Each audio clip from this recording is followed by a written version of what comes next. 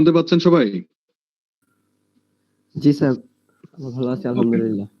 আচ্ছা, ওকে। আজকে আমরা আমাদের লেকচার 3টা শুরু করব। তো এর আগে লেকচার 1, 2 এবং 4টা শেষ করেছিলাম আমরা। আর লেকচার 3টা আজকে এবং নেক্সট আরেকটা ক্লাস নিব। 2টা ক্লাস হয়তো লেকচার 3টা আমরা কভার করব ইনশাআল্লাহ। সো লেকচার 3 এর মধ্যে বেসিক্যালি 3টা পার্ট আছে। পার্টের মধ্যে আসলে আমরা যেটা দেখব, যখন আমরা একটা প্রজেক্ট ইমপ্লিমেন্টেশন করতে যাব, বেশ কয়েকটা মেথড আছে। কোন মেথডটা আমরা চুজ করব প্রজেক্টটা ইমপ্লিমেন্টেশন করার জন্য। এরপর আরেকটা পার্ট থাকবে project integration management. Project integration ম্যানেজমেন্টের মেইন ফাংশন থাকবে যে আমরা ওভারঅল প্রজেক্টটা কিভাবে ইন্টিগ্রেট করব, একদম স্টার্টিং থেকে ইন পর্যন্ত আমরা একটা প্ল্যান করব যে কিভাবে প্রজেক্টটা করব এবং কোন মেথডে প্রজেক্টটা করব, এবং এই জিনিসটা কিভাবে ওভারঅলটা আপনি একদম টপ ভিউ থেকে টেক কেয়ার করতে পারবেন। এবং পার্ট সিতে আমরা দেখব যে প্রজেক্ট স্কোপ যেটা আছে, প্রজেক্টের স্কোপ গুলা কিভাবে ম্যানেজ করা যায়। সো আমরা প্রজেক্ট পার্ট এ দিয়ে শুরু করছি। পার্ট এর মধ্যে আসলে আমরা বেসিক্যালি যেটা দেখব যে কোনো একটা প্রজেক্ট যখন আমরা ইমপ্লিমেন্ট করতে যাব, প্রজেক্ট ইমপ্লিমেন্ট করতে গেলে বিভিন্ন ধরনের এনভায়রনমেন্টে আমাকে প্রজেক্ট ইমপ্লিমেন্ট করতে হতে পারে। যেমন আমরা যখন চিন্তা করব যে একটা প্রজেক্ট একদম স্ক্র্যাচ থেকে শুরু করব, তার মানে এখন কিছুই নেই, এই পজিশন থেকে শুরু করতে হবে প্রজেক্টটা। সেই ক্ষেত্রে আমাদের কিন্তু একদম নিউ একটা এনভায়রনমেন্টে প্রজেক্ট এস্টাবলিশ করতে হয়। এর বাইরে যেমন হতে পারে, যেমন আপনি একটা এক্সিস্টিং অপারেশনে যাচ্ছেন, এক্সিস্টিং অপারেশনের মধ্যে কোনো একটা হয়তো এক্সটেনশন প্রজেক্ট হবে, যে এক্সিস্টিং হয়তো আপনার একটা সাবস্টেশন আছে, হয়তো সেক্ষেত্রে ওইটার সাথে আবার টাই করে আরেকটা সাবস্টেশন অ্যাড করতে হবে। তার মানে এক্সিস্টিং এর সাথে অ্যাড করে আমাকে প্রজেক্টটাকে রান করাতে হবে। পাশাপাশি আরেকটা জিনিস যেটা আছে, যে একদম নতুন করে করতে হবে, যে এক্সিস্টিং একটা আছে ওটাকে একদম ফেলে দিব, ফেলে দিয়ে ওই জায়গায় নতুন একটা বসাবো। So in that case project গুলো মোটামুটি এরকমই হয়। সো এই প্রজেক্ট গুলোর মধ্যে 3টা কেস আমরা মোটামুটি আলোচনা করি অথবা পাই। সেটা হলো একদম স্ক্র্যাচ থেকে থাকে, অথবা এক্সিস্টিং এর সাথে প্যারালালি অ্যাড করা হয়, অথবা এক্সিস্টিংটাকে রিপ্লেস করে নতুন একটা প্রজেক্ট আমরা ইমপ্লিমেন্ট করি। সো এই 3টা এনভায়রনমেন্টে মেইনলি আমরা প্রজেক্টটাকে ইমপ্লিমেন্ট করে থাকি। সো এই প্রজেক্ট ইমপ্লিমেন্টেশন যখন আমরা করব, তখন বেসিক্যালি বেশ কয়েকটা মেথড আছে, যা আমরা এখানে যদি এটা বলছি প্রজেক্ট লাইফ সাইকেল, বাট এটা আমরা বলবো প্রজেক্ট ইমপ্লিমেন্টেশন মেথডোলজি, এটাও আমরা বলতে পারি। সো এখন দেখেন, আমরা যদি হিসাব করি, আমাদের এইখানে 3 ধরনের প্রজেক্ট লাইফ সাইকেল অথবা মেথডোলজি আছে। তার মধ্যে একটাকে আমরা বলতেছি প্রেডিক্টিভ মেথড, যেটাকে আমরা বলতেছি প্ল্যান ড্রিভেন, অনলি প্ল্যানের উপরে বেস করে হয়। আরেকটা হলো অ্যাডাপটিভ, অ্যাডাপটিভ মানে হচ্ছে চেঞ্জ ড্রিভেন, এটাকে আমরা বলতেছি হলো চেঞ্জ ড্রিভেন। সো একটা হলো প্রেডিক্টিভ বা প্ল্যান ড্রিভেন, আরেকটা হলো চেঞ্জ ড্রিভেন। আর আরেকটা আছে হলো হাইব্রিড, সেটা হলো সার্টেন স্টেজে আমরা এখানে প্ল্যান রাখবো, কিছুটা প্ল্যান ড্রিভেনও থাকে, এখানে আমরা কিছুটা প্ল্যান ড্রিভেনও রাখি প্লাস চেঞ্জ ড্রিভেনও রাখি, plus change driven. So predictive, adaptive এবং এই দুইটার মাঝামাঝি যেটা থাকবে সেটাকে আমরা বলতেছি হাইব্রিড। সো এই 3টাই হচ্ছে আমাদের প্রজেক্ট মেথডোলজি। সো এখন কোন জায়গাগুলোতে আমরা কোন মেথডোলজিটা সিলেক্ট করব সেটা আমরা আজকের ক্লাসে শিখব। সো এখন আমরা যদি চিন্তা করি যে প্ল্যান ড্রিভেন মানে হচ্ছে, আমরা যখন প্রজেক্টটাকে প্রেডিক্টিভ অথবা প্ল্যান ড্রিভেন বলছি, প্রজেক্টটা প্রেডিক্টিভ অথবা প্ল্যান ড্রিভেন যখন আমরা বলছি, তখন আমাদেরকে যেটা করতে হয়, আমরা ধরেন আমরা একটা সাবস্টেশন করতে চাই, কোনো একটা সাবস্টেশন যখন আমরা করব, তখন আমাদেরকে মাথায় থাকতে হবে যে আমরা যে স্কোপটা নিয়েছি, যে আমরা যে প্রজেক্টটার করতে চাই কতটুকু সাবস্টেশন করতে চাই, অথবা একটা সোলার প্যানেল বসাতে চাই কতটুকু সোলার প্যানেল বসাতে চাই, অথবা একটা বিল্ডিং এর ওয়্যারিং করতে চাই, কতগুলা রুম আছে, কতগুলা লোড আছে, সেগুলোর উপর বেস করে কিন্তু আমাকে কি করতে হয়, একটা লোড ক্যালকুলেশন করতে হয় যে আমার আসলে টোটাল লোডটা কতটুকু। সেই লোডের উপর বেস করে কিন্তু হয় যদি আমি সাবস্টেশন বসাতে চাই সেটার সাথে সামঞ্জস্য রেখে আমাকে ট্রান্সফরমার সিলেক্ট করতে হয়, আমাকে সুইচ গিয়ার গুলো সিলেক্ট করতে হয়। আবার যখন বাসা বাড়ির ওয়ারিং এর কথা চিন্তা করব, কতটুকু লোড আছে সেটার উপর বেস করে আমাকে ওয়ারিংটা ডিজাইন করতে হয় অথবা কেবল ক্যালকুলেশনটা করতে হয়, করে তারপর হচ্ছে একদম বাসা বাড়ির যে সেন্ট্রাল ট্রান্সফরমার লাগবে সেই ট্রান্সফরমারটা আমাকে বসাতে হয়, সিলেক্ট করতে হয়। সো এই প্রত্যেকটা ক্ষেত্রে দেখেন আপনি আমাকে কিন্তু ইন অ্যাডভান্স প্রথমে আমাকে জেনে নিতে হয় যে আপনি এই সাবস্টেশনের জন্য কতটুকু লোড আছে, এটা আপনাকে জেনে তারপরে কাজ করতে হয়।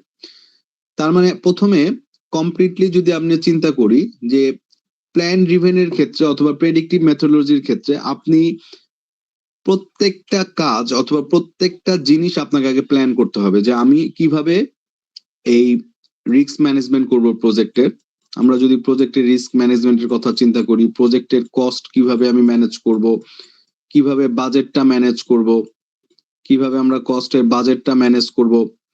সো এই যে পার্ট যেগুলো আছে, রিস্ক, কস্ট, বাজেট, তারপর হচ্ছে আমরা যদি চিন্তা করি টাইম লাইন, প্রত্যেকটা প্রজেক্টে যে টাইম লাইন গুলো আছে, প্রত্যেকটা প্রজেক্টের জন্য আমরা যদি কোন রকম সুইচ গিয়ার ইউজ করতে চাই, সুইচ গিয়ার গুলো কি রকম হবে, কত অ্যাম্পিয়ারের সুইচ গিয়ার বসাতে চাই, যদি আমার এই ক্ষেত্রে কোন রকম ল্যান্ড প্রিপারেশনের প্রয়োজন হয় সাবস্টেশন বসানোর জন্য, কোথায় বসাবো, কখন বসাবো, কত টাকা খরচ করব, আদৌ যদি খরচ বেশি করতে হয় কি করব, যদি খরচ কমে যায় সেক্ষেত্রে কি করব, প্রত্যেকটা জিনিস যখন আমরা প্রিভিয়াসলি প্ল্যান করে রাখবো সেই প্ল্যান গুলা থাকলে সেটাকে আমরা বলতেছি প্রেডিক্টিভ মেথোডোলজি। সো প্রেডিক্টিভ মেথোডোলজির ক্ষেত্রে আমরা যদি চিন্তা করি যে আমরা যখন কোনো একটা প্রজেক্ট করতে যাব, প্রজেক্ট করতে গেলে কাজ শুরু করার আগে প্রত্যেকটা জিনিস আমাকে আগে প্ল্যান করে নিতে হবে। সো আমরা যেমন আমাদের L1 এর মধ্যে আমরা পড়েছিলাম যে একটা প্রজেক্টের মধ্যে যে ফেজ গুলো থাকে, যেমন একটা থাকে ইন্ট্রোডাকশন ফেজ থাকে, একটা প্ল্যানিং ফেজ থাকে, একটা এক্সিকিউশন ফেজ থাকে, একটা মনিটরিং কন্ট্রোল ফেজ থাকে, একটা ক্লোজিং ফেজ থাকে। মোটামুটি যদি ধরি অনেক সময় 5টা ফেজও থাকে, অনেক সময় 6টা ফেজও থাকে, ডিপেন্ডস অন আমরা কত ডিটেলসে প্রজেক্টটা করতে চাই। তো এই যে প্রথম ফেজে ইন্ট্রোডাকশন ফেজে আমি কি করব, প্ল্যানিং ফেজে আমি কি করব, এক্সিকিউশন ফেজে আমি কি করব, মনিটরিং ফেজে কি করব, ক্লোজিং ফেজ কিভাবে আমি বলবো যে কখন ক্লোজিং হয়েছে, এই প্রত্যেকটা ফেজে যা যা কাজগুলো আছে প্রত্যেকটা কাজ যদি আমি আগেই ডিফাইন করে নেই কাজ শুরু করার আগে, তখন সেটাকে আমরা বলতেছিল প্রেডিক্টিভ মেথোডোলজি। যে যখন আমি কাজ শুরু করব, কাজ শুরু করার আগে আমার প্রত্যেকটা জিনিস প্ল্যান করা আছে, আমি জানি কখন কোন কাজটা করব এবং কোন কাজটার আউটকামটা কি আসবে, কত দিনের মধ্যে আসবে সেটাও আমি জানি। সেটা আমাকে আগে থেকে যেহেতু প্রেডিক্ট করে রেখেছি অথবা প্ল্যান করে রেখেছি, সেই জন্য এটাকে প্রেডিক্টিভ অথবা প্ল্যান ড্রিভেন মেথোডোলজিও বলা হয়। সো আমরা যদি চিন্তা করি কখন আমরা এই প্রেডিক্টিভ মেথোডোলজি করব, প্রেডিক্টিভ মেথোডোলজিটা তখনই ফাইনাল করব যখন আমাদের রিকোয়ারমেন্ট গুলো থাকবে ফিক্সড মেথোডোলজি, ফিক্সড রিকোয়ারমেন্ট। যে আমি চিন্তা করেছি যে একটা 250 কেভি সাবস্টেশন বসাবো, আমি চিন্তা করেছি একটা 6 তলা বিল্ডিং এ ওয়্যারিং করব, আমি চিন্তা করেছি 250 কেভি এর একটা সোলার প্যানেল বসাবো, ফিক্সড রিকোয়ারমেন্ট। সো এখন আরেকটা জিনিস যেটা আছে, যেমন এইসব প্রত্যেকটা প্রেডিক্টিভ মডেলের ক্ষেত্রে আমরা যেটা করি একদম স্টার্টিং থেকে, ধরেন আমরা যদি এরকম অনেকগুলো ফেজ থাকতে পারে প্ল্যানিং এর মধ্যে, তার মধ্যে আমি ধরে নিচ্ছি এখান থেকে 1 2 3 4 5 6 7 এটা হলো ফেজ 1, এটা হলো ফেজ 7। সো এই যে ফেজ গুলো আছে এই প্রত্যেকটা ফেজে কি করা হয়, আমি আমার প্রজেক্টটাকে ভাগ করে নিয়েছি। কোন একটা পার্টিকুলার প্রজেক্ট যদি ধরে নেই যে প্রজেক্টের কি কি রিকোয়ারমেন্ট গুলো আছে, সেই প্রজেক্টের রিকোয়ারমেন্ট গুলো আমি ফাইন্ড আউট করে নিলাম, ফাইন্ড আউট করে সেটাকে আমি একটা ফিজিবিলিটি টেস্টের মধ্যে নিয়ে আসলাম যে আসলে প্রজেক্টটা ফিজিবল কিনা, ফাইন্যান্সিয়াল অ্যানালিসিস, মার্কেট অ্যানালিসিস এগুলোর মাধ্যমে করব। তারপর প্ল্যানিং করব যে আসলে যদি প্রজেক্টটা ফিজিবল হয় তাহলে আমি কিভাবে প্রজেক্টটা করতে পারি। এরপরে আমি একটা ডিজাইন করে নিতে পারি যে আসলে প্রজেক্ট প্রোটোটাইপ ডিজাইন বলতে পারি আমরা।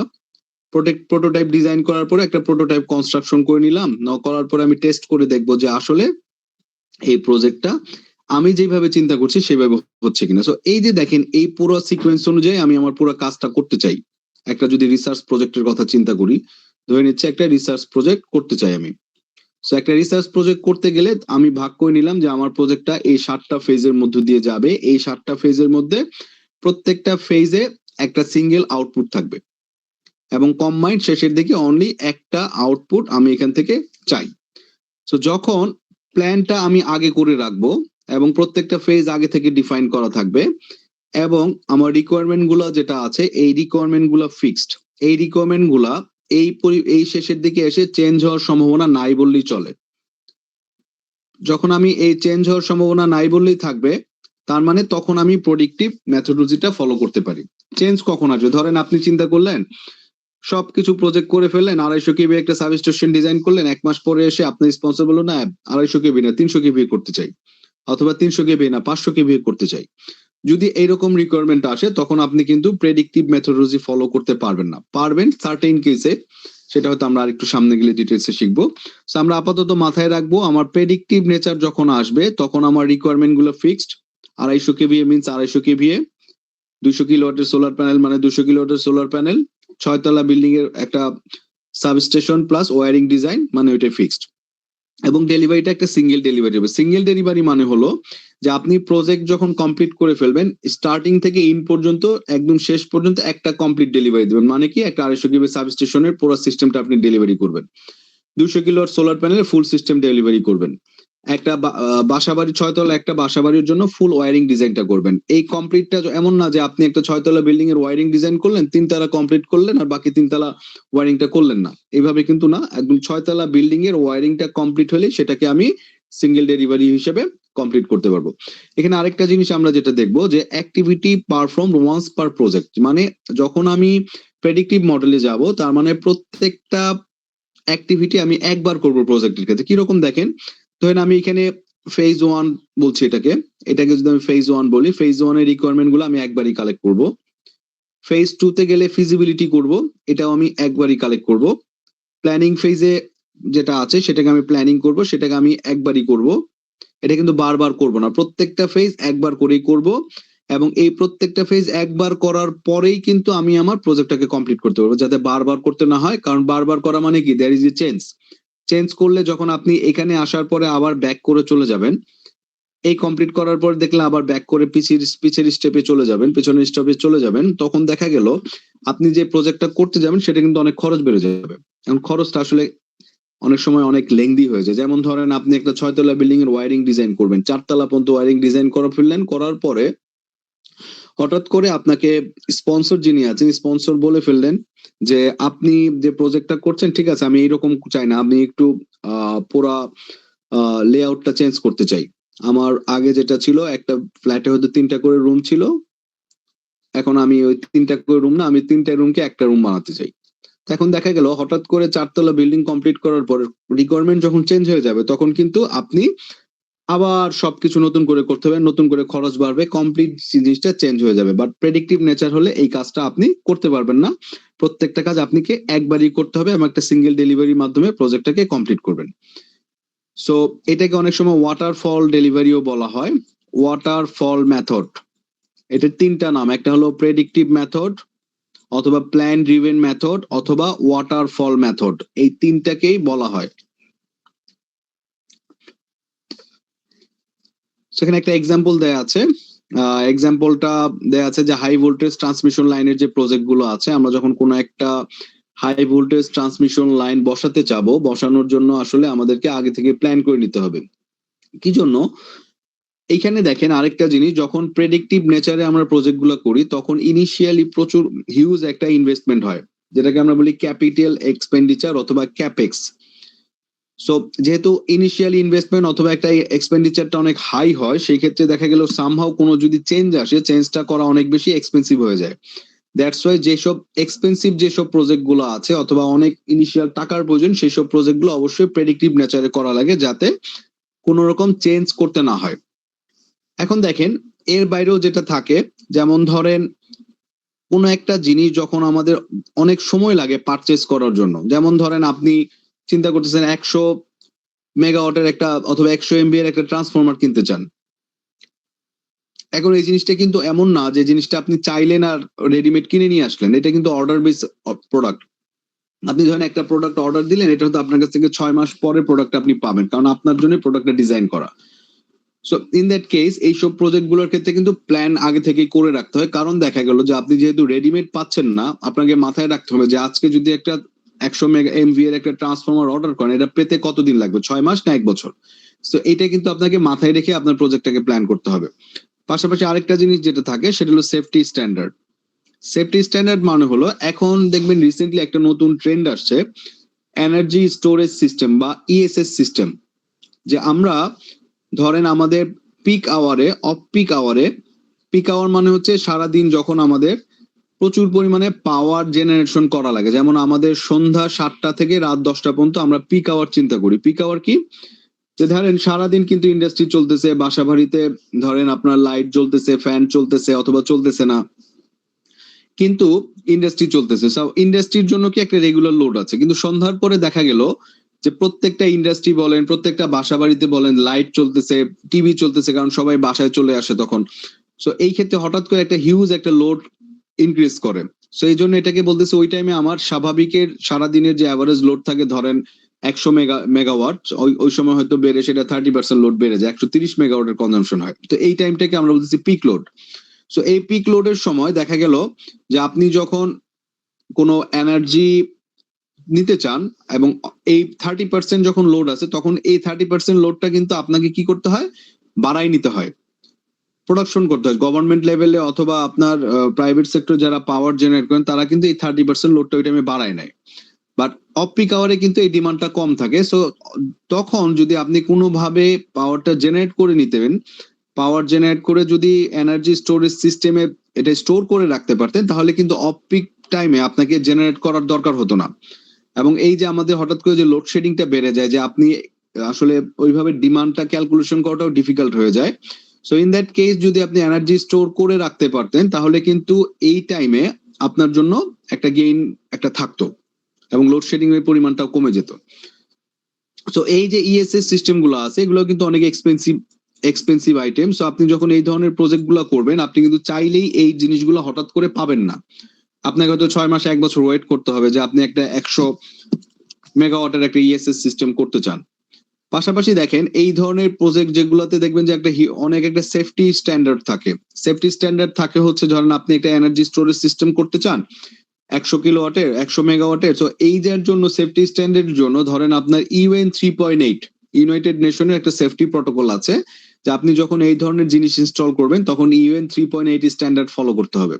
সো ইউএন 3.8 অথবা আপনি আইসি স্ট্যান্ডার্ড বলেন, অথবা অনেক সময় আইএসও স্ট্যান্ডার্ডও লাগে যেসব জায়গাগুলোতে, অথবা আপনার আইএসও 45001 কিছু স্ট্যান্ডার্ড আছে, সেই স্ট্যান্ডার্ড গুলো লাগে। সো এই স্ট্যান্ডার্ড কিন্তু এমন না যে আপনি আজকে করলেন কালকে করে ফেলতে পারবেন। এটাও কিন্তু আগে প্ল্যান করে নিতে হবে যে আপনি যখন কোনো একটা সাবস্টেশন বসাবেন, এটার জন্য ইউএন 3.8 সার্টিফিকেশন লাগবে। নর্মালি এই সার্টিফিকেশনটা পেতে 3 থেকে 4 মাসের মতো সময় লাগে। কখন থেকে সময়টা লাগে, যখন আপনি ফুল একটা ট্রান্সফরমার তৈরি হয়ে যাবে, ট্রান্সফরমার তৈরি হয়ে যাওয়ার পরে ট্রান্সফরমারটা একটা সার্টেন ল্যাবরেটরিতে পাঠিয়ে এই যে টেস্টটা করাতে হয়। সো দেখা গেল ট্রান্সফরমার বানাতে যদি 3 মাস সময় লাগে, এই সার্টিফিকেশনটা নিতে লাগে আরো 3 মাস। সো ইন দ্যাট কেস 6 মাস কিন্তু সময় লাগবে। এখন আপনি যদি মনে করেন যে এই একটা সাবস্টেশন বসাবেন 1 মাসের মধ্যে সাবস্টেশন করে ফেলবেন, it is really difficult. So in that case এইসব জায়গাগুলোতে যেখানে টাইম কনজিউমিং একটা ব্যাপার থাকে, অনেক হিউজ ইনভেস্টমেন্টের দরকার ব্যাপার আছে, তারপর হচ্ছে কোনো একটা প্রোডাক্ট পেতে অনেক সময় লাগে, সেই জিনিসগুলোর ক্ষেত্রে কিন্তু প্রেডিক্টিভ মেথডটা আমাদের প্রয়োজন। এর বাইরে আমরা যদি চিন্তা করি যে অ্যাডাপটিভ মেথড, প্রেডিক্টিভ মেথড মানে হচ্ছে প্ল্যান ড্রিভেন অথবা ওয়াটার ফল মেথড, যেখানে কোনো চেঞ্জের স্কোপটা খুব লিমিটেড। আর অ্যাডাপটিভ মেথড আছে যেটাকে আমরা বলতেছি হলো চেঞ্জ ড্রিভেন মেথড। মানে আপনি ধরেই নিচ্ছেন যে আপনার যেসব প্রজেক্ট গুলোতে চেঞ্জ হওয়ার সম্ভাবনা খুব বেশি থাকবে, সেই সব জায়গাগুলোতে আপনি অ্যাডাপটিভ মেথোডোলজি গুলা ফলো করতে পারেন। অ্যাডাপটিভ মেথোডোলজিটা কি? অ্যাডাপটিভ মেথোডোলজিটা হলো খুব সহজ, যে আপনি কোন একটা কাজ শুরু করছেন, কাজ শুরু করার পরে আপনি দেখছেন একটা প্রোটোটাইপ করে যে আপনি যে রকম ডিজাইন অথবা যে রকম রেজাল্ট পাওয়ার কথা সেরকম আসতেছে কিনা। যদি না আসে আপনি এটাকে আবার রিফাইন করবেন। যেমন ধরেন আমরা যখন কোন একটা প্রজেক্ট করতে যাই, ইউনিভার্সিটি রিসার্চ প্রজেক্ট অথবা থিসিস পেপার গুলো করতে যাই, তখন দেখা গেল যে আমরা হয়তো কোনো একটা প্রজেক্ট শুরু করেছি, স্টার্ট করেছি। তো স্টার্ট করার পর দেখা গেল আমি কিন্তু শিওর না যে এই প্রজেক্টটা আসলে কাজ করবে কিনা। প্রথমে আমি স্টার্ট করলাম, স্টার্ট করে দেখলাম যে আসলে রেজাল্টটা কেমন আসে। যদি দেখি না রেজাল্টটা ঠিক মতো আসেনি, তখন আমি কি করলাম, আরেকটু রিফাইন করার চেষ্টা করলাম প্রজেক্টটাকে।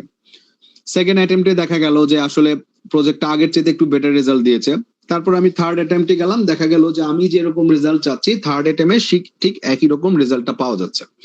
এটাকে আমরা বলতেছি আইটারেশন মেথড। আপনারা ম্যাথমেটিক্স করেছেন আইটারেশন মেথডে অথবা ইন্টারপোলেশন মেথডে, যে আপনারা কোনো একটা স্টার্ট করেছেন, ক্যালকুলেশন স্টার্ট করেছেন, বিশেষ করে স্ট্যাটিস্টিক্স এর মধ্যে এটা কমন আইটারেশন, যে আপনি একটা স্টার্ট করলেন কোন একটা কাজ করার পর দেখা গেল যে আসলে রেজাল্টটা কাছাকাছি আসেনি, সেটাকে আপনি সেকেন্ড টাইম আবার প্রথম যে রেজাল্টটা পেয়েছেন সেটাকে ধরে আবার সেকেন্ড টাইম একই প্রসিডিউর করলেন, সেকেন্ড টাইম যে রেজাল্টটা পেলেন সেকেন্ড টাইম রেজাল্টটা ধরে থার্ড টাইম আবার একই প্রসেসে সলভ করার চেষ্টা করলেন। এইভাবে বারবার একই জিনিস রিপিট করে যে আপনার ডিজায়ার যে রেজাল্টটা আনতেছেন সেই রেজাল্টটা আনা পর্যন্ত কাজটাকে করাকে বলতেছিল আইটারেটিভ অথবা অ্যাডাপটিভ লাইফ সাইকেলের তিনটা মেথড। তার মধ্যে একটা হচ্ছে আইটারেটিভ মেথড, যেটা বলছে যে আপনি কন্টিনিউয়াস রিফাইন করতে করতে আপনি প্রজেক্টটাকে আপনার এন্ডিং এর দিকে নিয়ে যাবেন।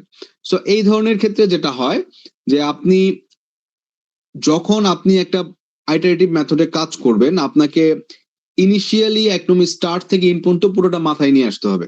আমরা যদি বলি যে আপনি একটা ইনিশিয়ালি প্ল্যান করবেন, আমরা যেমন প্রেডিক্টিভ মেথডে একটা প্ল্যান করেছি স্টার্টিং থেকে ইন পর্যন্ত, এবং দেয়ার ইজ নো চেঞ্জ, মানে change there is definitely change but limited change, but আমরা আমাদের প্ল্যানের উপর স্টিক থাকবো।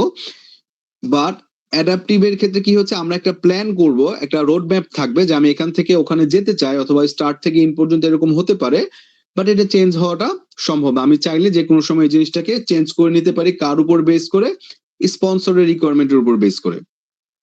সো এই জন্য যেহেতু আমার ইনিশিয়াল একটা রোড ম্যাপ থাকে আইটারেটিভ মেথডে, এই জন্য এটাকে আমরা বলি হচ্ছে mini waterfall method. Mini waterfall method মানে হচ্ছে, ওয়াটারফল মেথড হচ্ছে প্ল্যান ড্রিভেন অথবা predictive method. Mini waterfall method মানে হচ্ছে যে এখানে পুরো প্ল্যানটা আমার মাথায় থাকে বাট চেঞ্জের স্কোপটা অনেক বেশি। সো এখন দেখেন, বারবার কাজ করে রিপিট করে যখন আমি কোনো একটা কাজ কমপ্লিট করে ফেলবো, তখন সেটাকে আমরা বলতেছি আইটারেটিভ মেথড। তো অ্যাডাপটিভ আইটারেটিভ মেথডের মধ্যে দেখেন একটা ইন্টারেস্টিং পার্ট, রিকোয়ারমেন্টটা হচ্ছে ডাইনামিক রিকোয়ারমেন্ট। আর আমাদের প্ল্যান ড্রিভেনের ক্ষেত্রে অবশ্যই এটা কি রিকোয়ারমেন্ট গুলো ছিল ফিক্সড রিকোয়ারমেন্ট। সো ডাইনামিক রিকোয়ারমেন্টটা কি জিনিস? ডাইনামিক রিকোয়ারমেন্ট মানে হচ্ছে, ধরেন আপনি আজকে কাজ করলেন, আমরা যদি একটা ছোট্ট সফটওয়্যার প্রজেক্টের কথা চিন্তা করি, যে আমরা একটা উবার অথবা পাঠাওয়ার যে সফটওয়্যার যেটা আছে সেই সফটওয়্যারটা আমরা বানাতে চাই। তো এখন উবার পাঠাওয়ার যে সফটওয়্যার মডেলটা আছে, আমরা যখন ডে ওয়ানে দেখেছিলাম সফটওয়্যারটা শুধুমাত্র কি ছিল, রাইড শেয়ারিং অ্যাপ সার্ভিসটা দিত। তো এখন রাইড শেয়ারিং সার্ভিসের পাশাপাশি দেখা গেল এরপরে কি আসলো, এরপরে দেখা গেল যে ওখান থেকে উবার অথবা পাঠাও ফুড আসলো, তারপরে উবার অথবা পাঠাও কুরিয়ার আসলো। এমন স্টিল এখন দেখবেন বিভিন্ন রকমের অফার দিচ্ছে, বিভিন্ন রকম চেইন শপ গুলোতে ডিসকাউন্ট অফার দিচ্ছে। তারপর পাঠাওতে দেখলাম কিছুদিন আগে বিকাশের মতো একটা পাঠাও পে অপশন চালু করেছে। সো এই রিকোয়ারমেন্ট গুলো কিন্তু কন্টিনিউয়াস চেঞ্জিং, এমন না যে প্রজেক্টটা একটা পদ্মা সেতু বানালাম শেষ হয়ে গেলে ইউজ করা শুরু করবো, এরপর কিন্তু চেঞ্জ করার সুযোগ নাই। বাট আইটারেটিভ মডেল অথবা অ্যাডাপটিভ মডেল যেটা বলছে যে এখানে রিকোয়ারমেন্ট গুলো ডাইনামিক, আমি চাইলে যে কোনো সময় জিনিসগুলো চেঞ্জ করে নিতে পারি। এবং এই ক্ষেত্রে আরেকটা জিনিস যেটা আছে আমাদের প্ল্যান ড্রিভেনের ক্ষেত্রে ছিল, যে আমরা যে কাজগুলো আছে আমরা অ্যাক্টিভিটিটা কি করি, একবারই কমপ্লিট করি। বাট এইখানে কি করব, আমরা কাজটা একই কাজ বারবার করতে থাকবো যতক্ষণ পর্যন্ত না কাজটাকে থেকে আমি কারেক্ট রেজাল্ট দিব। আর প্ল্যান ড্রিভেনের ক্ষেত্রে আমরা কি করেছিলাম, যে একটা স্টেপ থেকে আরেক স্টেপে যখন চলে গিয়েছিলাম তখন কিন্তু আর প্রিভিয়াস যে স্টেপটা আছে সেই স্টেপ গুলা থেকে কিন্তু আমরাই করিনি, আমরা ওই স্টেপটাকে কিন্তু আর ব্যাক করিনি। সো ইন দ্যাট কেস আমাদের অ্যাডাপটিভ এবং প্রেডিক্টিভের মেইন ফাংশনটা হচ্ছে যেখানে আমরা ফিক্সড রিকোয়ারমেন্ট আর এটা হচ্ছে ডাইনামিক রিকোয়ারমেন্ট, আর এখানে অ্যাক্টিভিটিটা একবার যে পর্যন্ত কারেক্ট না হবে, যে পর্যন্ত আমার রিফাইনমেন্টের মধ্যে না থাকবে সেই পর্যন্ত আমরা কাজটা করতে থাকবো। But common part is that আমরা এখানে একটা সিঙ্গেল ডেলিভারিটা এনশিওর করবো। সিঙ্গেল ডেলিভারি মানে হচ্ছে কি, দেখেন আমরা যদি একটা ছোট্ট এক্সাম্পল নেই, যে আমি একটা সফটওয়্যার বানাতে চাই, সফটওয়্যার বানানোর মধ্যে সফটওয়্যারের মধ্যে কি চাই, যে আমি একটা উবার মডেলে একটা রাইড শেয়ারিং সার্ভিস চালাতে চাই। এখন রাইড শেয়ারিং সার্ভিসের মধ্যে থেকে আমি কি করতে পারি, আমি কিন্তু যত যাই করি না কেন আমার টার্গেট কিন্তু রাইড শেয়ারিং সেবা। তো আমি যখন রাইড শেয়ারিং সেবাটা কমপ্লিট করে ফেললাম, কমপ্লিট করার পরে তারপরে কিন্তু আমি আবার আরেকটা রিকোয়ারমেন্ট নিয়ে আসলাম, কি উবার কুরিয়ার। উবার কুরিয়ারের মধ্যে যখন আমি কাজ করা শুরু করলাম তখন কিন্তু আমার একটাই রিকোয়ারমেন্ট, একটাই টার্গেট ছিল, যে আমি উবারের কুরিয়ারটা কিভাবে ম্যানেজ করে সেটা ডেলিভারি করব। সো ওই কুরিয়ারটা যখন আমি কমপ্লিট করলাম ওইটা কিন্তু একটা সিঙ্গেল ডেলিভারি ছিল। এরপরে আসলো ওভার ফুড। এই ওভার ফুড যখন আসলো, ওভার ফুডও কিন্তু একটা নতুন রিকোয়ারমেন্ট, এবং এই ওভার ফুডটা যে পর্যন্ত কারেক্ট না হলো আমি কি করলাম, বারবার এটাকে কাজ করতে থাকলাম, সফটওয়্যার ভেরিফিকেশন করতে থাকলাম, ব্যাক এন্ড ভেরিফিকেশন করতে থাকলাম, এবং আলটিমেটলি কিন্তু ওভার ফুডটা আসলো। সো তার মানে রিকোয়ারমেন্ট গুলো ডাইনামিক, এবং একটা রিকোয়ারমেন্টের জন্য আমরা কাজ করছি যতক্ষণ পর্যন্ত না সেই রিকোয়ারমেন্টটা কারেক্ট হয়। সো এটাকে আমরা বলতেছি হলো আইটারেটিভ মডেল। আমরা যদি একটু ছবিটার ক্ষেত্রে দেখি, এখানে দেখেন একটা মোনালিসার ছবি দেয়া আছে। মোনালিসার ছবিটা আইটারেটিভ মেথডের মাধ্যমে আমরা কিভাবে করতে পারি দেখেন। যেমন ধরেন আমরা প্রথম যে ছবিটা দেখছি, প্রথম ছবিটার মধ্যে কিন্তু আমরা যে কাজটা করেছিলাম দেখেন এখানে, যে আমরা একটা মোনালিসার স্কেচ করেছি। স্কেচ করার পরে দেখেন প্রথম ছবিতে হাতটা কোথায় ছিল, প্রথম ছবিতে আমার হাতটা ছিল মুখের কাছে, কিন্তু সেকেন্ড ছবিতে দেখেন হাতটা কিন্তু চেঞ্জ হয়ে গেছে। সো আমার ইনিশিয়াল স্কেচ ছিল এটা, স্কেচ শেষ হওয়ার পরে আমার মনে হয়েছে না আমি এটা ভালো লাগতেছে না, আমি এই স্কেচ করতে চাই, তখন কিন্তু হাতটা চেঞ্জ করে ফেলেছি। তো পিছনে দেখেন এই যে ব্যাকগ্রাউন্ড যেটা আছে, এই জায়গাটার মধ্যে আমার একটা হয়তো গাছপালার ছবি আছে, বাট এখানে দেখেন গাছপালার যে ছবির যে জায়গাটুকু আছে সেই চেঞ্জগুলো, জায়গাটা চেঞ্জ হয়ে গেছে, এই পিছনের এই জায়গাটা কিন্তু চেঞ্জ হয়ে গেছে। সো তার মানে কি হলো, আমি কিন্তু একটা ইনিশিয়াল স্কেচ করেছি, কিন্তু যেহেতু আমার মনোপুতন হয় নাই সেই বন্ধু আমি সেকেন্ড স্টেপে আরেকটা ডিজাইন করেছি। ডিজাইন করার পরে থার্ড স্টেপে কি আসলো দেখেন, থার্ড স্টেপে আসার পরে দেখা গেল যে আমি একটু কালার করার চেষ্টা করেছি, কালার করার পর আমার মনে হচ্ছে না কালারটা ভালো লাগছে না। ফোর্থ স্টেজে এসে আমি কিন্তু কালারটা চেঞ্জ করে দিয়েছি। ফোর্থ স্টেজে আসার পর মনে হলো যে না এই কালারটা তো এইভাবে না, একটু ডিফারেন্ট করা যায়। ফিফথ স্টেজে এসে আমার কিন্তু মনে হলো যে না this is correct.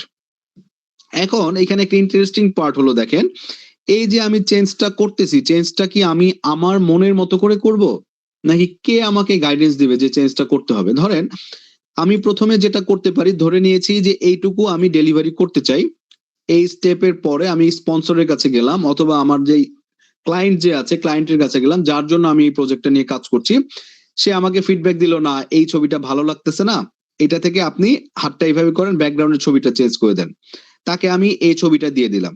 Second step যখন কমপ্লিট হলো, কমপ্লিট করার পরে তখন আমি কি করলাম, আমার ক্লায়েন্টের কাছে অথবা স্পন্সরের কাছে আবার গেলাম, যাওয়ার পরে তাকে 3 নাম্বার প্রোটোটাইপটা দেখালাম, দেখানোর পর সে বললো না কালারটা একটু চেঞ্জ করে দেন। তারপর আমি কালারটা চেঞ্জ করে ফোর্থ স্টেপে তার কাছে নিয়ে পাঠালাম, ক্লায়েন্টের কাছে অথবা স্পন্সরের কাছে, সে তখন ফিফথ দেখে বললো ঠিক আছে এটা কারেক্ট আছে, এটা লক করেন। সো এই যে দেখেন বারবার রিফাইনমেন্ট, স্টার্ট পয়েন্ট 1 থেকে শুরু করলাম, পয়েন্ট 5 পর্যন্ত কমপ্লিট করলাম। এটা থেকে কিন্তু আমার শুরু থেকে শেষ পর্যন্ত কিন্তু ডেলিভারি কি ছিল, সিঙ্গেল ডেলিভারি ছিল। রিকোয়ারমেন্ট গুলা কি ছিল, যে শুরুতে আমার ছিল হলো হাতটা এইভাবে ছিল, কিন্তু পরবর্তীতে কি করলাম, আমি হাতটা এইভাবে নিয়ে আসলাম। প্রথমে হয়তো সে এই কালারটা চেয়েছিল, কিন্তু পরবর্তীতে কি করলো, সে কালারটা চেঞ্জ করে অন্য কালারে নিয়ে আসলো। এই জন্য আমরা বলতেছি রিকোয়ারমেন্ট হলো ডাইনামিক রিকোয়ারমেন্ট, এবং অ্যাক্টিভিটিস রিপিটেড আনটিল কারেক্ট। এবং এই কাজ আমি কিন্তু একটাই কাজ করতেছি, এর মধ্যে কিন্তু নতুন কোনো কাজ নাই, আমি একটি ছবি আঁকছি। তো এই যে কাজটা আছে, এবং এই কাজটা আমি কারেক্ট করতে যাচ্ছি বারবার, যে পর্যন্ত আমার ক্লায়েন্ট অথবা স্পন্সর আমাকে ক্লোজ না করছে। সো এইটাকে আমরা বলতেছিলাম আইটারেটিভ মেথড। একটা সিঙ্গেল ডেলিভারি থাকবে, রিকোয়ারমেন্ট গুলো ডিফারেন্ট থাকবে, এবং একটা কাজই বারবার করতে থাকবো যে পর্যন্ত কারেকশনটা না হয়। সো এটা হলো অ্যাডাপটিভের একটা মেথোডোলজি। এরপরে আরেকটা মেথোডোলজি আছে, সেটাকে আমরা বলতেছি ইনক্রিমেন্টাল লাইফ সাইকেল। অ্যাডাপটিভের 3টা মেথোডোলজি, একটা হচ্ছে আইটারেটিভ পড়লাম, এরপর একটা যেটা সেটা হলো ইনক্রিমেন্টাল। ইনক্রিমেন্টালের মধ্যে যেটা বলছে দেখেন, আমরা একটু বেসিকটা দেখার চেষ্টা করি। ইনক্রিমেন্টালের মধ্যে রিকোয়ারমেন্টের ডাইনামিক, আইটারেটিভের ক্ষেত্রে কি আমার রিকোয়ারমেন্টের ডাইনামিক। দেখেন অ্যাক্টিভিটিস রিপিটেড আনটিল কারেকশন, অ্যাক্টিভিটিটা আমি কারেক্ট করতে থাকবো, কাজ করতে থাকবো যতক্ষণ পর্যন্ত কারেক্ট না হবে। আর এখানে কি বলছি, অ্যাক্টিভিটিস পারফর্মড ওয়ান্স পার ইনক্রিমেন্ট। তো আমি কি করব, একটা কাজ যখন কমপ্লিট হয়ে যাবে, আমরা ওয়াটারফল মেথডের মধ্যে কি করেছিলাম, যে একটা ফেজ থেকে যখন সেকেন্ড ফেজে যাব, তখন সেকেন্ড ফেজ থেকে আর ফার্স্ট ফেজে ফেরত আসবো না। সেকেন্ড ফেজ থেকে যখন থার্ড ফেজে আসবো, তখন থার্ড ফেজ থেকে আর সেকেন্ড ফেজে ফেরত আসবো না। কিন্তু ইনক্রিমেন্টালের ক্ষেত্রে কি বলেছে, যে আমি এইখানে ধরেন আমরা যদি এখানে একটা একটা ছবির কথা চিন্তা করি, প্রথম ছবিটার ক্ষেত্রে আমরা কি করেছিলাম, একটা কমপ্লিট স্কেচ এঁকেছিলাম, কমপ্লিট স্কেচ এঁকে ওইটাকেই বারবার রিফাইন করার চেষ্টা করেছি। কিন্তু ইনক্রিমেন্টাল বলছে যে না, আমি দেখেন ছবির এই পোর্শনটুকু কমপ্লিট করব, এবং এই ছবির এই পোর্শনটা যখন কমপ্লিট হয়ে যাবে, তখন এই পোর্শনটা আমি আর সেকেন্ড টাইম কাজ করবো না, এই পোর্শনটা ফিক্স থাকবে। এটাকেই বলতেছে যে অ্যাক্টিভিটিস পারফর্ম ওয়ান্স পার ইনক্রিমেন্ট, যে আমি ধরে নিচ্ছি এটা হলো আমার একটা ইনক্রিমেন্ট, সেকেন্ড ইনক্রিমেন্টে আমি এটুক করেছি, এবং এটুক কমপ্লিট যখন হয়ে যাবে তখন আমি এই পার্ট থেকে আর এই পার্টে আর ফেরত আসবে না, এটুকু আর সেকেন্ড টাইম রিফাইন করবো না। থার্ড পার্টে দেখেন যেটুকু আমি অ্যাড করেছি সেটুকু আমি এই দুই পার্টে যেটুকু হয়েছে 1 2 3 4 5, তার মানে এই পার্টে যে 1 এবং 2 তে যা করেছি থার্ড পার্টে এসেও সেটুকু কি করবো আমি আর চেঞ্জ করবো না। 4 নাম্বার পার্টে এসে 1 2 3 এ যা করেছি সেটা আর চেঞ্জ করবো না। সো এইখানে দেখেন আমরা কি করেছি, একবারে কমপ্লিট প্রজেক্টটা নিয়ে কাজ করেছিলাম আইটারেটিভের ক্ষেত্রে, আর ইনক্রিমেন্টালের মধ্যে আমরা যেটা করেছি ফ্রিকুয়েন্ট স্মল ডেলিভারি করেছি। দিন শেষে কিন্তু দুইটাই ছবি হয়েছে, আগেরটাও ছবি হয়েছে,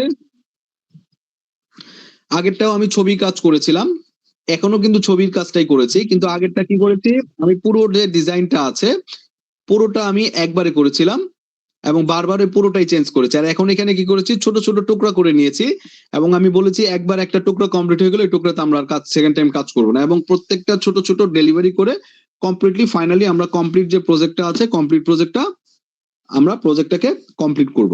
সো এইটা হলো বেসিক ডিফারেন্স, যে আমরা যখন আইটারেটিভ মেথড ফলো করব, যেহেতু দুইটাই চেঞ্জ দিবেন এই জন্য রিকোয়ারমেন্ট গুলো ডাইনামিক থাকবে, বাট নেচারটা ডিফারেন্ট থাকবে কি, যে আমি যখন কমপ্লিট কাজটা করে বারবার কারেক্ট করতে থাকবো যতক্ষণ পর্যন্ত ঠিক না হবে, আর এখানে বলতেছি একটা কাজ যখন করে ফেলবো তখন ওই কাজটাকে আমি আর চেঞ্জ করব না, কমপ্লিট ডেলিভারি করবো, আর এটাকে আমি বলতেছি ফ্রিকুয়েন্ট স্মল ডেলিভারি করব।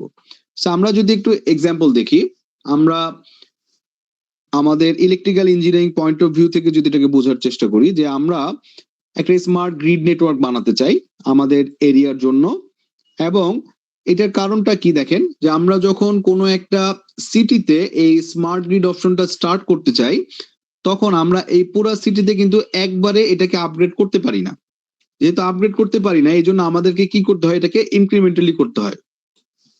ইনক্রিমেন্টালি করতে হয় মানে কি, ইনক্রিমেন্টাল মানে হচ্ছে একবার যেটাকে আমি কমপ্লিট করে ফেলবো সেটা কিন্তু আমি সেকেন্ড টাইম আর হাত দিব না। যেমন দেখেন আমরা ইনক্রিমেন্টটাকে ভাগ করে নিয়েছি, যে প্রথম ইনক্রিমেন্টে আমি কি করতে চাই, প্রথম ইনক্রিমেন্টে করতে চাই যে আমি ওই এরিয়াতে স্মার্ট মিটার ইনস্টল করতে চাই, যে আমি এই ডিস্ট্রিক্টের মধ্যে প্রথমে একটা স্মার্ট মিটার বসাতে চাই এবং ওই এলাকার সব জায়গাতে আমি স্মার্ট মিটার বসাই ফেলবো। সেকেন্ড টাইম যখন ইনক্রিমেন্টের কাজ করব তখন হলো install automated recloser on feeder line, আমরা একটা রিক্লোজার সিস্টেম বসাতে চাই যাতে করে আমাদের লাইনটাকে সহজে আমরা ডিসকানেক্টেড করে নিতে পারি। এরপর ইনক্রিমেন্ট 3 তে কি করব, deploy centralise distribution management software, অথবা আমরা যদি চিন্তা করি যে না আমরা ডিসিএস সিস্টেম ফলো করতে চাই, অথবা আমরা হয়তো ডিসিএস সিস্টেম ফলো করব। তার মানে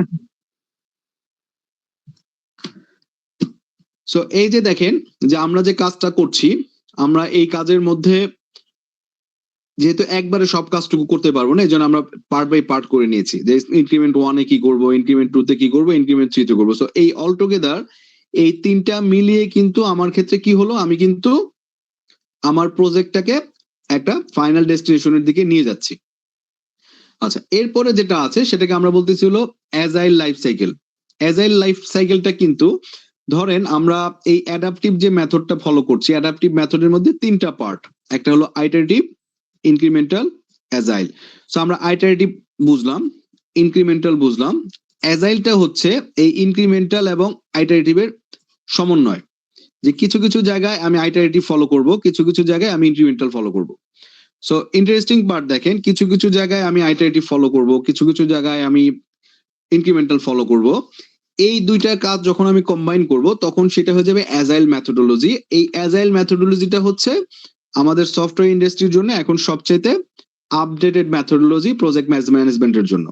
এখন এখানে দেখেন এই যেখানে যেহেতু অ্যাডাপটিভ মেথোডোলজি তার মানে অবশ্যই এটা চেঞ্জ ড্রিভেন মানে হচ্ছে ডাইনামিক রিকোয়ারমেন্ট গুলো সবসময় পরিবর্তনশীল এই আইটারেটিভ ইনক্রিমেন্টালের ক্ষেত্রে।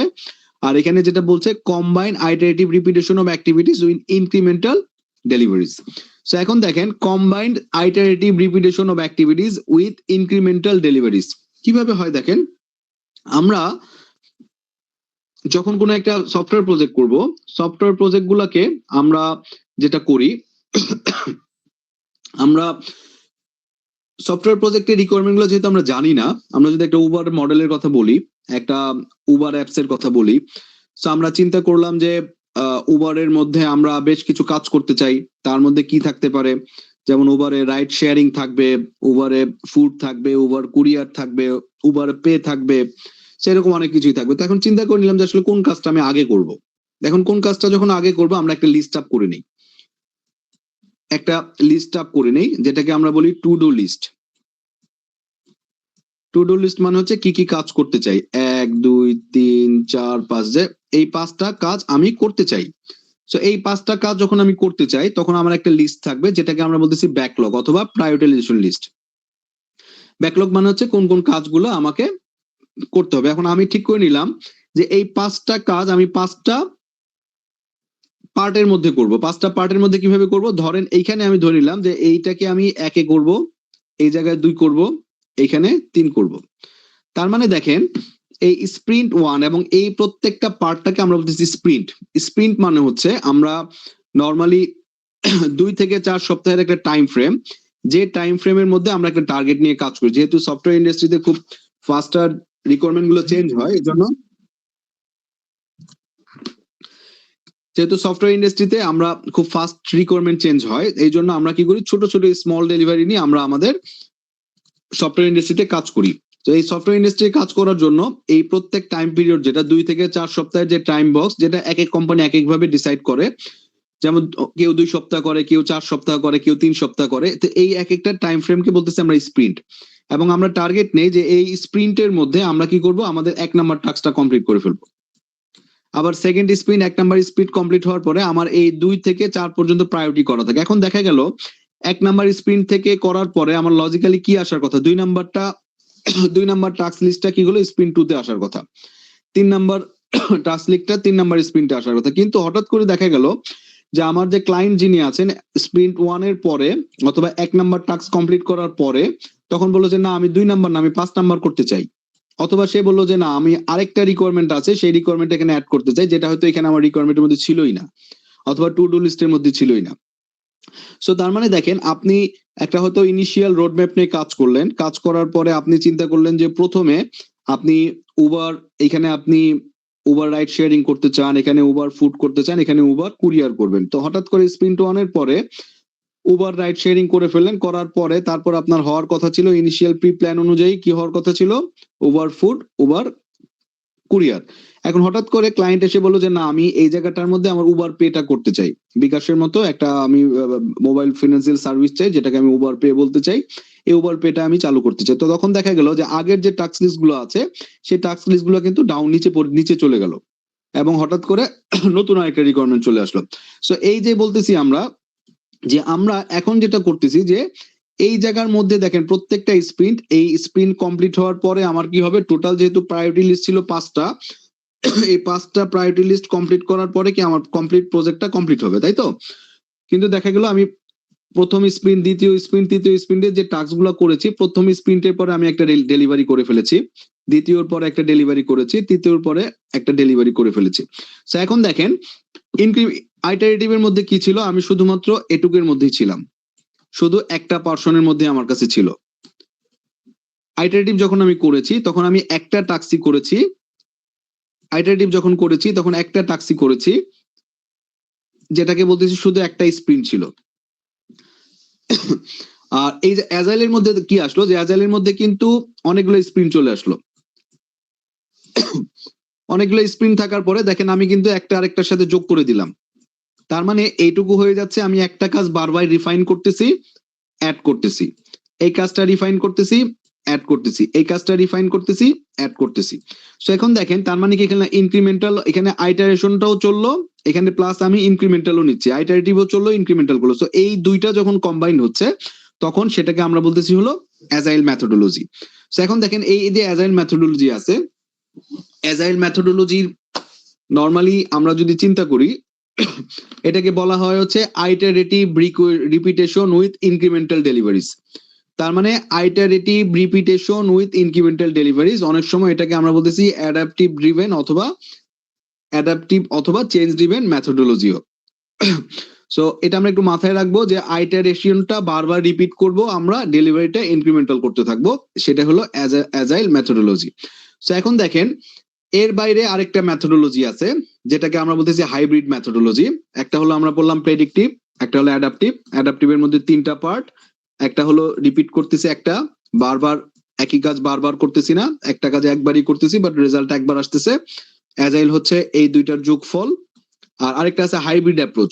হাইব্রিড মানে হলো, দেখেন হাইব্রিড অ্যাপ্রোচটা হলো যে জায়গাটাতে আমার প্রেডিক্টিভ নেচারটাও লাগবে, যে জায়গাতে আমার অ্যাডাপটিভ নেচারটাও লাগবে, সেটাকে আমরা বলতেছি হাইব্রিড মডেল। হাইব্রিড মডেলটা কিরকম দেখেন, যে এটা হলো includes adaptive and predictive components, মানে এটার মধ্যে অ্যাডাপটিভও থাকবে প্রেডিক্টিভও থাকবে। তার মানে এইটা হলো প্ল্যান ড্রিভেনও করব, আবার চেঞ্জ ড্রিভেনও করব। যেসব জায়গাগুলোতে এই দুইটা নেচারই থাকবে সেটাকে আমরা বলতেছি হলো হাইব্রিড মেথোডোলজি। যখন আমি হাইব্রিড মেথোডোলজির মধ্যে যাব, তার মানে আমি জানি কিছু জায়গার আমার রিকোয়ারমেন্ট গুলো ফিক্সড।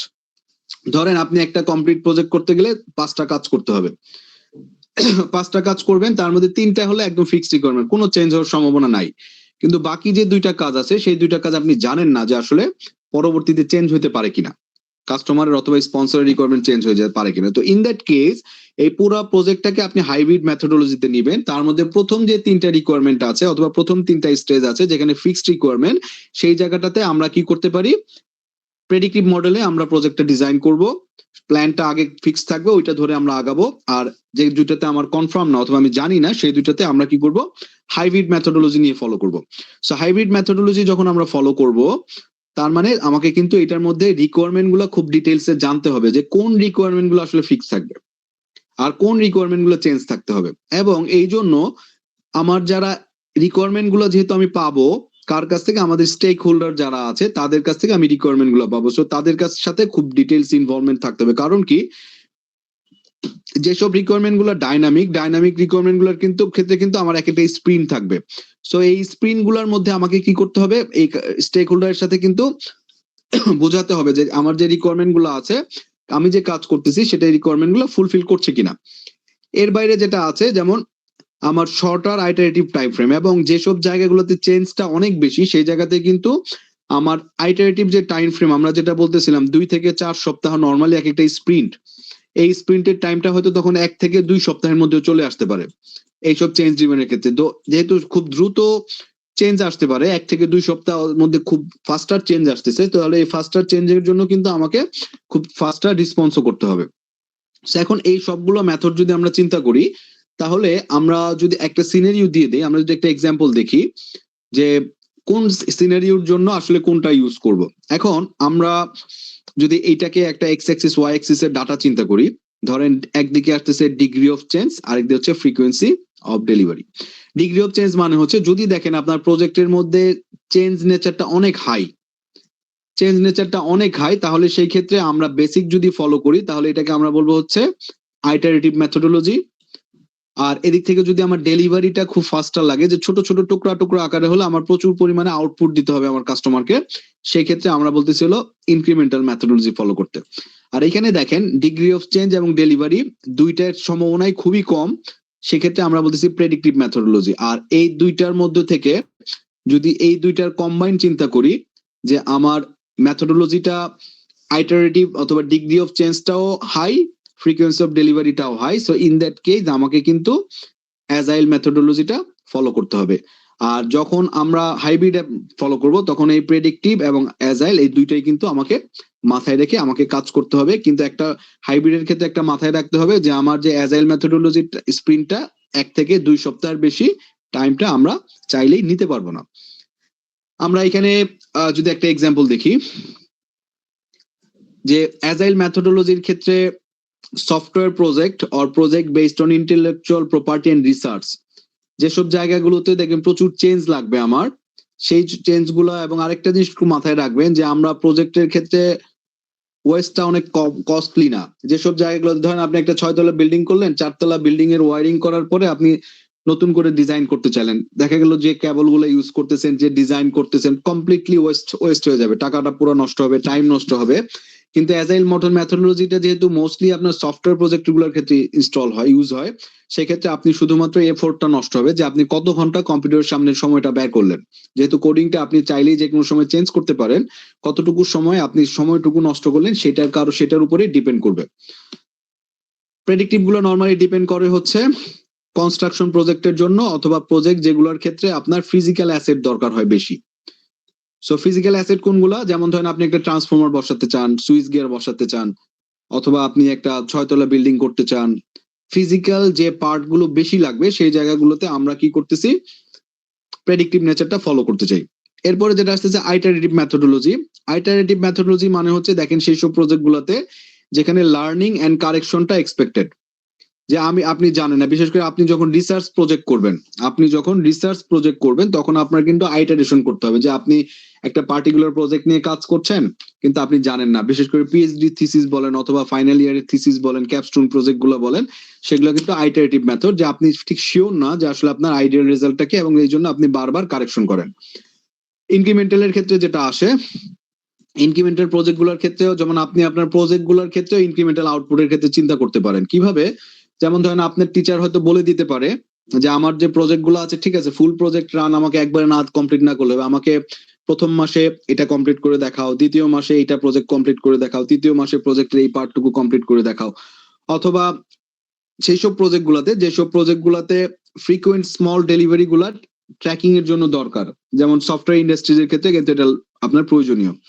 হাইব্রিড প্রজেক্টের ক্ষেত্রে নর্মালি যেটা প্রয়োজন হয়, যেমন ধরেন আমরা যখন কোনো একটা প্রজেক্টে হার্ডওয়্যার এবং সফটওয়্যার দুইটা নিয়ে কাজ করব সেই সব জায়গাগুলোতে হাইব্রিড প্রজেক্টগুলো বেশি লাগে। যেমন আপনি যখন কোনো একটা ইলেকট্রনিক সার্কিটের কাজ করবেন, দেখা গেল আপনাকে হয়তো আরডুইনোতে কিছু প্রোগ্রাম করতে হবে অথবা আপনি কিছু মাইক্রো কন্ট্রোলার বেস প্রোগ্রাম করবেন কিছু হার্ডওয়্যার প্রজেক্ট চালানোর জন্য। যেমন দেখা গেল কিছু মাইক্রো কন্ট্রোলার বেস আপনি কোনো একটা সেন্সর বানাতে চাচ্ছেন, তো সেন্সর বানানোর জন্য আপনার হাইব্রিড লাগবে, হাইব্রিড মেথোডোলজি গুলো ফলো করতে হবে। কিভাবে দেখেন, যেমন ধরেন আপনি কিছু জায়গায় আছে চেঞ্জ, যেমন আপনি কন্ট্রোলারটা কিভাবে মুভ করাবেন অথবা আপনার প্রোগ্রামটা কেমন হবে, কি কি নেচার গুলো চাচ্ছেন, সেটা কিন্তু ডাইনামিক রিকোয়ারমেন্ট, যে কোনো সময় চেঞ্জ হয়ে যেতে পারে।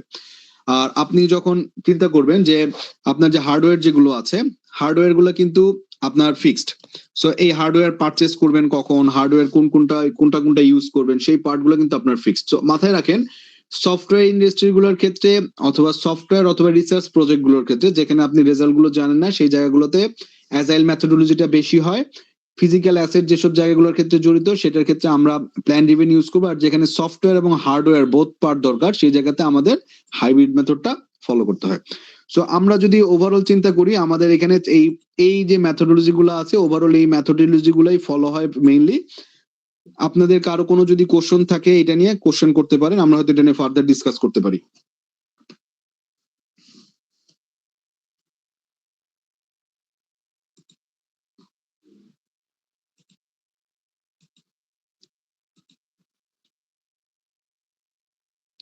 আপনাদের কারো কোনো কোশ্চেন থাকলে মেথোডোলজি নিয়ে ডিসকাস বলতে পারেন, আমরা এটা নিয়ে হয়তো ফার্দার একটু ডিসকাস করতে পারি। ওকে, দ্যাটস ফাইন, কারো কোনো কোশ্চেন নাই। স্যার এক্সামে কিভাবে আসতে পারে? আচ্ছা, পরীক্ষার মধ্যে যেটা আসতে পারে আমরা হয়তো একটা সিনারিও দিতে পারি, একটা সিনারিও দিয়ে বলতে পারি এই সিনারিওতে কোন মেথোডোলজিটা ফলো করা উচিত এবং কি মেথোডোলজি ফলো করে প্রজেক্ট আমরা ক্লোজ করব।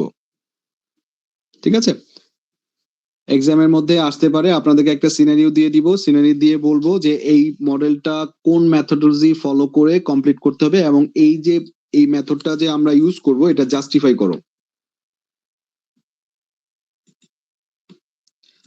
এর বাইরে আসতে পারে আমরা হয়তো যেটা করতে পারি যে প্রত্যেকটা প্রজেক্ট যেটা আছে প্রত্যেকটা টাইপ ওয়াইজ প্রজেক্টের ডেফিনেশন চাইতে পারি, ডেফিনেশন দিয়ে বলতে পারি যে এটার একটা করে এক্সাম্পল দেওয়ার জন্য।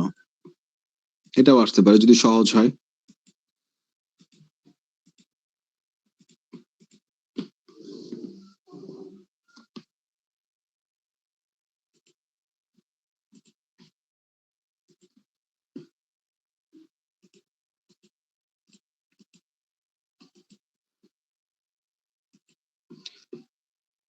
আচ্ছা, আমি সেকশনের রুল কল করছি ফার্স্ট ক্লাসের 1030 003 004 005 Yes, sir. 11 Yes, sir. 13 14 Yes, sir.